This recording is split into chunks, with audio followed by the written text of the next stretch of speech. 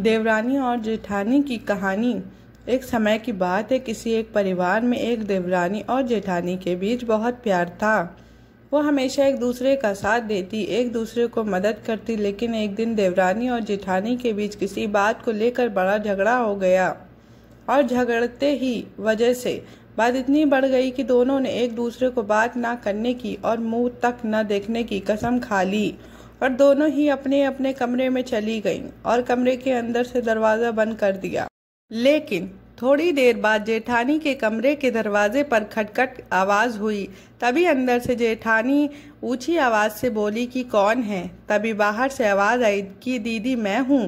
तभी जेठानी ने अपना दरवाज़ा ज़ोर से खोला और देवरानी को सामने देखते हुए बोली, अभी तो बड़ी बड़ी कस्में खाकर गई थी कि कभी बात नहीं करेंगे, एक दूसरे का कभी मुंह नहीं देखेंगे, तो अब यहाँ क्यों आई हो।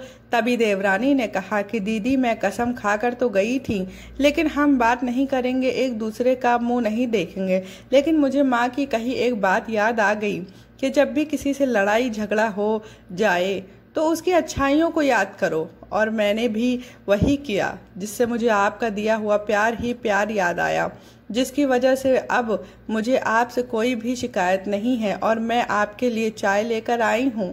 तभी जेठानी ने आंखों में ऐसे आंसू आ गए और दोनों एक दूसरे के गले लग गए और बाद में दोनों ने एक साथ बैठकर चाय पीने लगे।